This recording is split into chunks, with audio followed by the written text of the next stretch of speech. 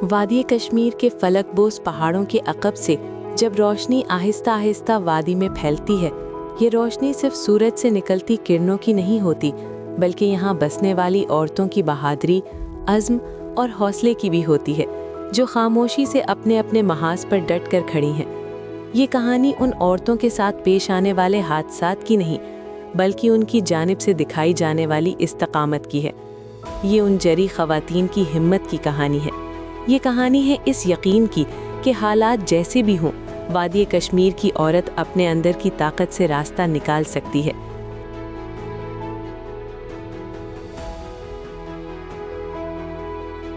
ये मुजफ्फराबाद शहर के सबसे बड़े अस्पताल का एक कमरा है। एक मरीज खामोश बैठा है और सामने व्हीलचेयर पर बैठी एक डॉक्टर मुस्कुरा रही है। ये डॉक्टर अनम नजम है। नामालूम डाकुओं की गोली लगने के बाद उनकी जान तो बच गई, मगर वो जिंदगी भर चलने फिरने के काबिल नहीं रही। व्हीलचेयर उनकी जिंदगी का हिस्सा है, मगर उनकी पहचान नहीं।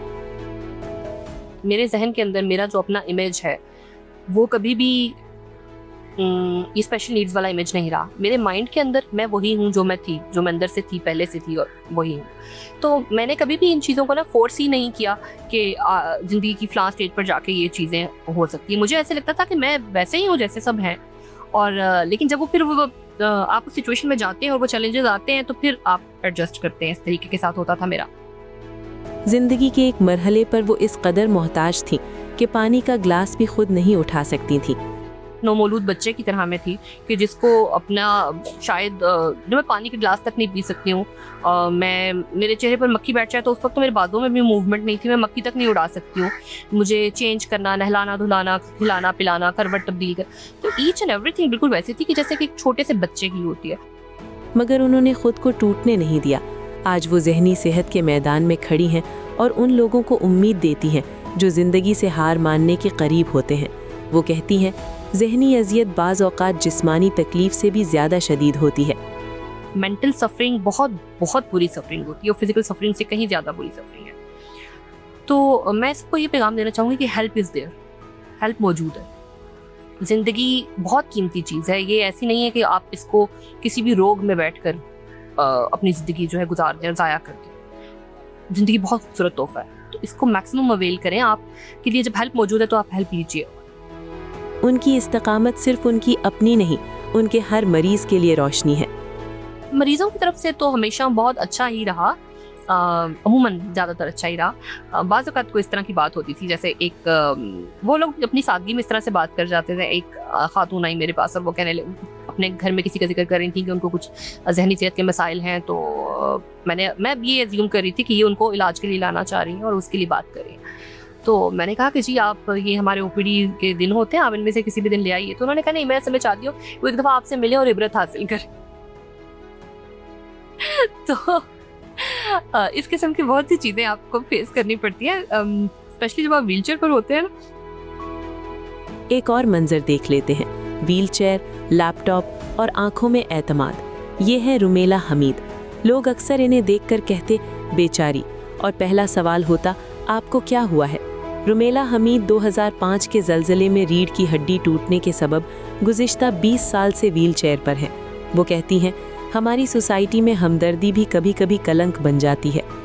एक सिंपैथी का एक स्टिग्मा है हमारी सोसाइटी में कि लोग आपको देखते हैं as a symbol of sympathy, कि बेचारा, ये बेचारी, और सबसे पहले आके क्वेश्चन करते हैं कि आपको क्या हुआ है, डिस्पाइट कि आपको नज़र भी आता है। बट ये कुछ चीज़ें थी जो इनिशियली मुझे थोड़ा सा ट्रिगर करती थी। मगर उन्होंने फैसला किया कि वो दूसरों के अल्फाज से अपनी शनाख्त नहीं बनने देंगी। उन्होंने तालीम मुकम्मल की, फ्रीलांसिंग के ज़रिए माशी खुद कफ़ालत हासिल की। वो चाहती हैं कि माशरा उन जैसी ख़वातीन को न सिर्फ अपनाए, बल्कि ऑनलाइन तालीम, स्किल्स, मसावी रोज़गार के मौक़े दे, ताकि वो किसी पर बोझ बनने के बजाय माशी तौर पर खुद कफ़ील हो। ऑनलाइन फ्री एजुकेशन, अगर पर्सन विद डिफरेंट एबिलिटीज़ को या स्किल्स के ऊपर काम किया जाए, हमारी जो यूथ है ना, उसको बहुत ज़्यादा स्टेमिना जो आजकल नहीं है, उनमें एक पेशेंस लेवल नहीं है।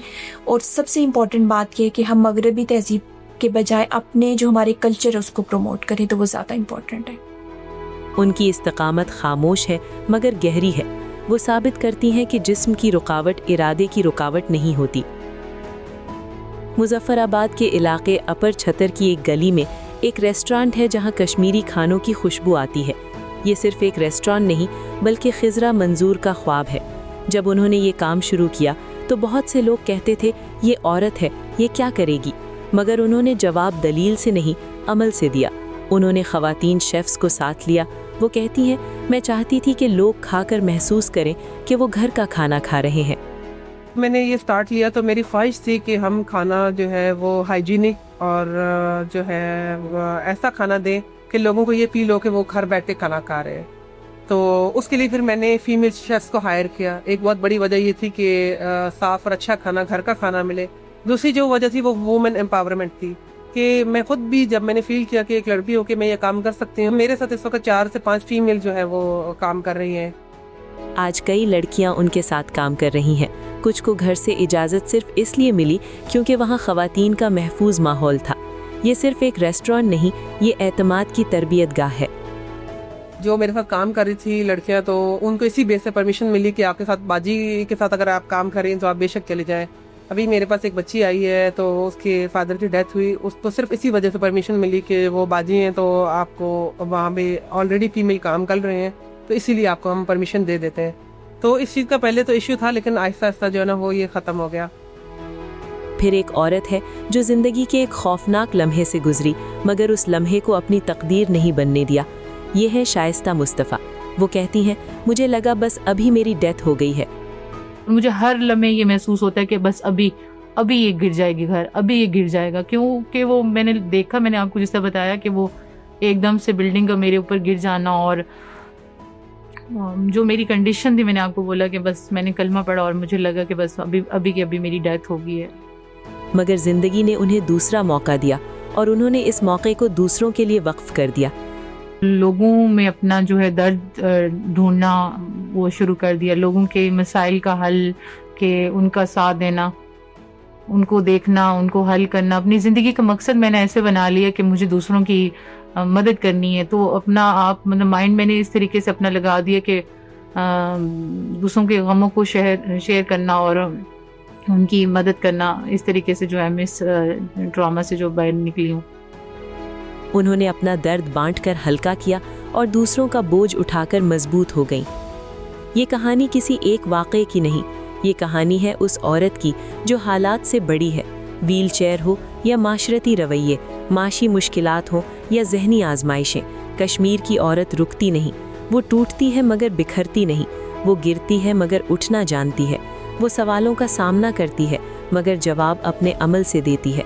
कश्मीर की औरत जरी है, बहादुर है, इस्तिकामत की जिंदा तस्वीर है और शायद इसकी सबसे बड़ी पहचान यही है, वो अपने हालात की कहानी नहीं बनती, वो अपनी हिम्मत की कहानी खुद लिखती है।